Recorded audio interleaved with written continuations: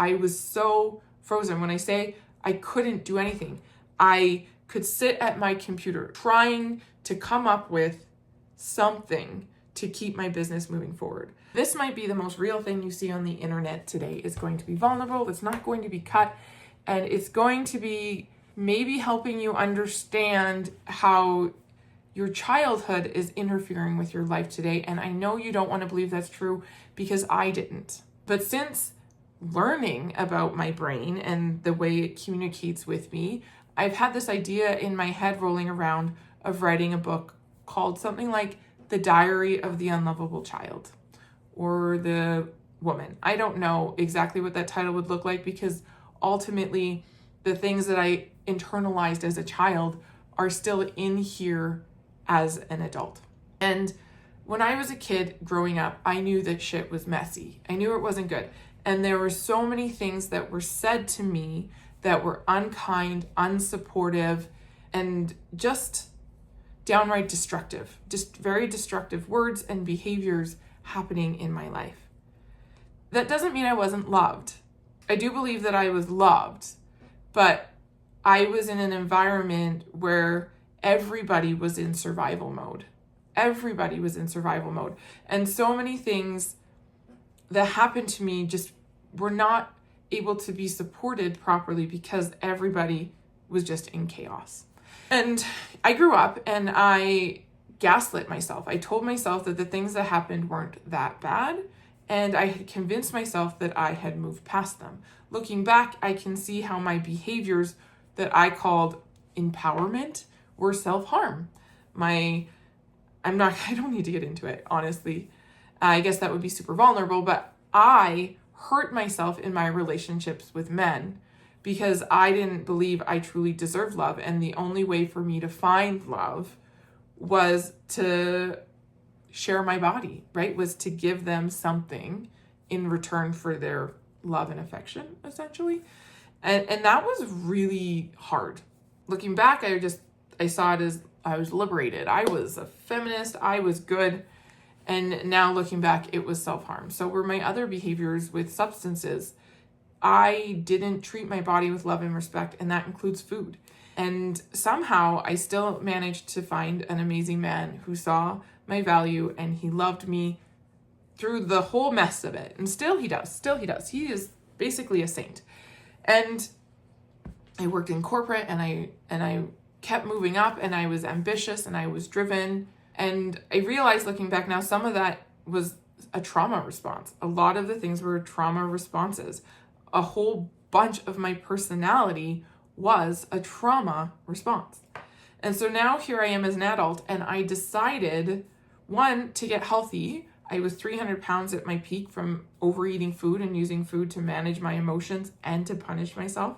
And so I had decided to get healthy, and originally it was always for other people. I did it because I wanted other people to see that I could do it and that I could be skinny and that people would love me and that I would be accepted in a way that I hadn't been accepted before. All of these extrinsic reasons. And when I got to almost a healthy weight, I realized that nothing had changed. I was still looking in the mirror and not liking what I saw. I still couldn't go shopping for clothes and enjoy the experience. People didn't love me more and I didn't love me more. And that sent me, along with, my business taking off. I know, so weird. Success in the health front, success in the business front, and all of a sudden, maybe there was too much safety. Maybe my life was looking too close to something I didn't deserve. But everything fell apart. I froze. I was so frozen. When I say I couldn't do anything, I could sit at my computer trying to come up with something to keep my business moving forward. I struggled to show up for the clients I even had. Like, part of me just wanted to give them their money back and run for the hills or my couch. I was so triggered and I had no idea what was going on. And I was mad at myself and my shame cycle kicked in so hard. My depression got really bad, the worst it's ever been. And it's sad because I had my dream life. I had the kids that I tried for years to have. I finally had them. They were beautiful and amazing. And hard to in their own way because they were 3. I was working for myself, which was a dream, again, its own dream. I had everything on paper that I could want, and something was so inherently wrong inside of me that I couldn't function. I found myself in therapy working on, of all things, trauma. The thing that I had denied that I had until that point, really denied. Actually, TikTok helped me actually really recognize that there was something going on. I thought it was ADHD. It is also ADHD. But I went into the therapist's office and I said, I need help. I need you to diagnose me. I need an assessment. There's something wrong. And she's like, I think before we can do an assessment, you need to work on some trauma. And I went and I found a lady to help me, and she was amazing. We did EMDR and we processed a bunch of things. And when I looked down at the piece of paper of the big moments in your life, like those big moments, and I saw it in a timeline of my life, and I saw it from the perspective of I was a little girl. Like I was a little girl, and all of these things were already on that list. Before I turned 18, my list was full of things that needed to be reprocessed, needed to be moved out of my body if I wanted to be successful. So that was my first stint in therapy. And then it was really good, and I was stable. Things were going well again. My business was doing better again. I was able to do things pretty consistently, but I still wasn't really hitting my goals, and I was still struggling with a lot of really negative self-talk. And so I found myself a therapist who specializes in working with people who have goals and want to achieve them but are not. And he actually was the one that said, you have ADHD. You have ADHD, and you probably should talk to your doctor about that because it's going to be really helpful for you to be medicated for a while, which was not what I wanted. I never wanted to be medicated.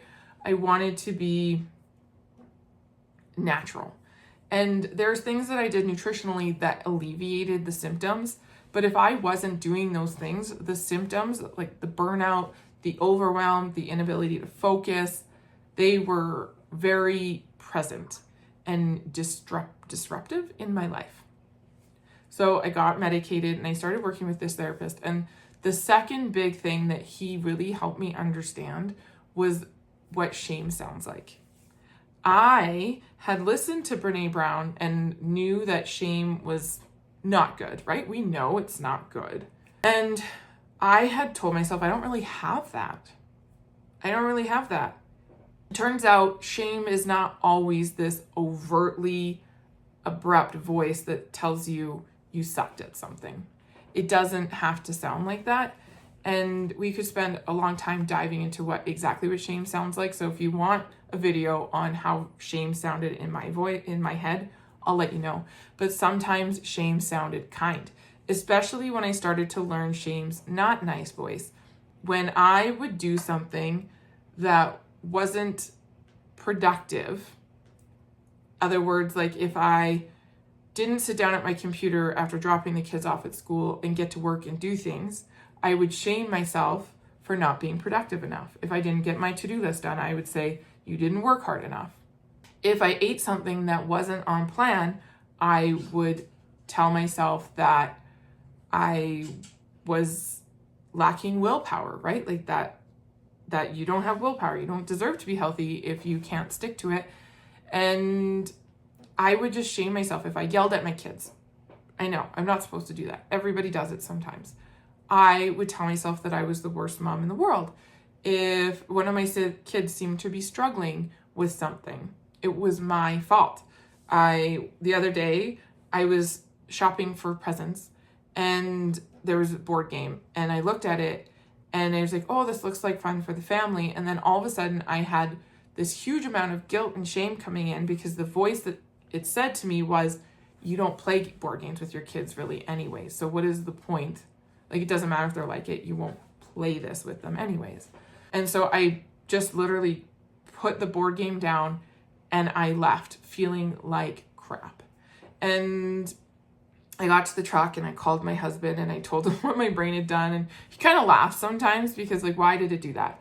And I sat with that for a minute and I said, okay, so clearly I have a value around doing this with my kids.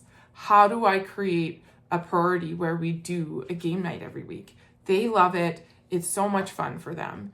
Clearly, if I'm feeling like this is like such a sticking point for me, how do I add this into our life? Like, where do we make room for this? And this is where learning to work with that inner child becomes essential to achieving goals in your life. Because when we start to hear that shame, unfortunately, I don't think as women we're ever going to get to this place where we don't hear it at all. But what we need to do is be able to hear it, recognize it for what it is, and ask ourselves, is this triggering a value in myself that I'm not currently living up to? And if it is, then my job then would be to start to figure out if it's possible for me. Again, possible, because we're all at different stages. And if I was to take every value I have and say I'm expected to meet them, that's going to be an impossible feat. But I can say, if this is a value and it's important to me, can I fit this in right now? Is there room? And if there isn't, I need to be able to come back to myself with compassion and say, Amy, you are overextended. You have too many things going on. Is there something else that you can drop to make this work? Or is this something that you put on the back burner for a little while and make room for? And having conversations where I know what my values are is essential, because so often that inner child, that self-sabotage, that shame cycle can work against living in alignment and living in your value structure and building the life that you want.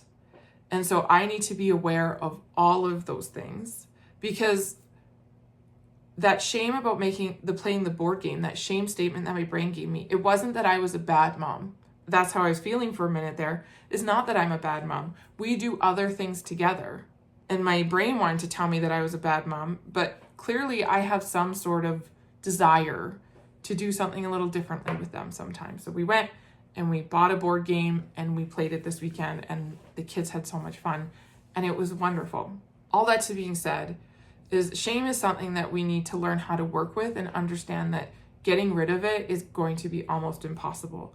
But we can also stop letting shame drive our lives, drive our choices, drive our mindset. We can start just seeing shame for what it is, this residual leftover stuff from when we were children.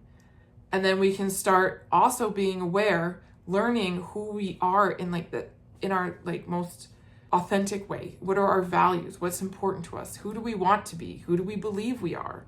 How do we build our dream lives in alignment with all of those things, and start creating actions and habits around that person?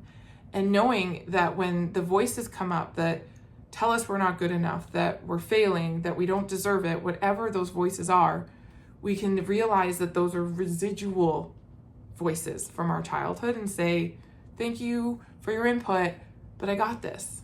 You can trust me. We're going to do this thing. We're going to change our lives. We're going to get healthy.